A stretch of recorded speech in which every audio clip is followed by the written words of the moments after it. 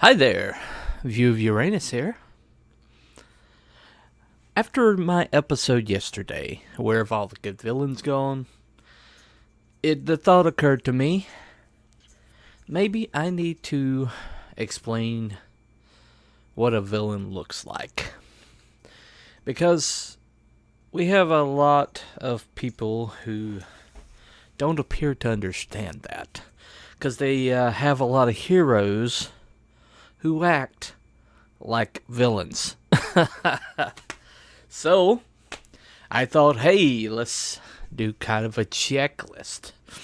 And maybe we can improve the mainstream a little bit. You know, if they understand their villains better, maybe they won't write them as heroes. You know, one could hope. Anyway, so number one item on the checklist. Villains are all about shortcuts. Okay, when you have a villain, you can be assured of at least one or two things. Number one, that they're going to go achieve their ends with the shortest distance possible. Number two, they're not going to be concerned with how they get there. Now, what does that mean? That means that they're going to go off-road. They're going to ignore the signs. They're going to go through the grass. They're going to scorch the grass. They're going to burn it to the ground as long as they get to where they feel like they need to go. That's a sign of a villain. Because villains have one-track minds. And that one track is what I want, when I want it, and how I want it. Now, number two way of figuring out what if a character's a villain. Number two is a villain never has a doubt. Now, self-doubt is a mechanism that humanity has that lets them self-correct. Self-doubt means you are always asking, what are my motivations? You're always asking, who is this going to hurt? You're always asking, is there a better way? And you're constantly questioning yourself. This is healthy. This is what healthy people do. Villains, however, do not. Because a villain is an extreme case of narcissism. Everything revolves around them. Everybody are just things to play with, or to manipulate to reach their goal. That shortcut I've been talking about. So, if you have, let's review. Number one, villains are all about shortcuts. Number two, villains have no self-doubt. Number three, villains have no loyalty to anyone but themselves. That means, if you're a henchman, don't plan on a 401k. Don't plan on a retirement plan. If you're a henchman, expect a lot of turnover. Your HR department will stay busy. Because you're not going to get loyalty from your boss. You're not going to get pats on the back unless they want to plant a knife because they're frustrated and you have to be convenient. Being a henchman is a thankless job because the person who's supposed to thank you is incapable of that. So, The third thing about villains is their lack of loyalty. Now, the last thing about villains. Villains have no moral compass. Now, this is the biggest problem that modern writers have. Because they don't espouse any form of morality. They don't believe in morality. They don't practice morality in their lives for the most part.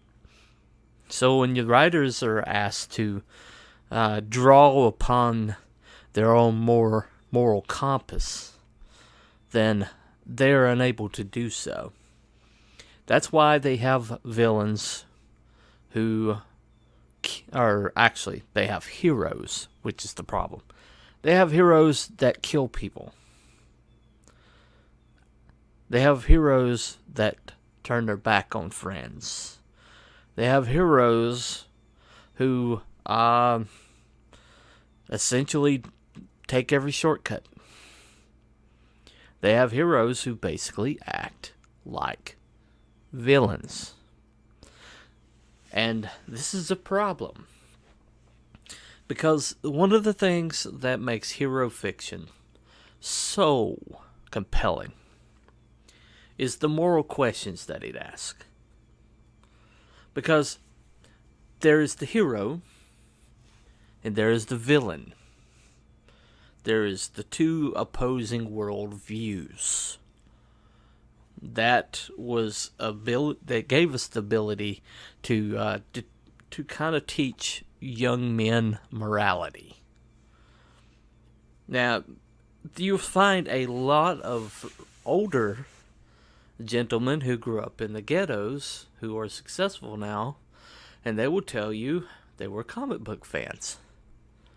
They were fatherless children who were comic book fans. Where did they learn this morality? Where did they learn right from wrong? Where did they learn how not to hurt people, but how to help people? Most of the time, they learned it from the hero fiction in their lives, be it movies, television, or books, or comic books. Now, what makes a hero a hero? What makes a villain a villain? The moral compass. The lack of taking shortcuts. The loyalty to others besides themselves. Those things are what makes a villain.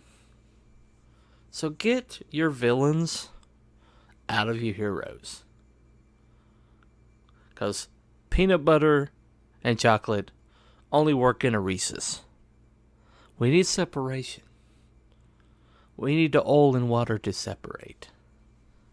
Because villains and heroes, well, yes, I did say that a hero is only a villainous action away from villain, and a villain is only a heroic action away from hero.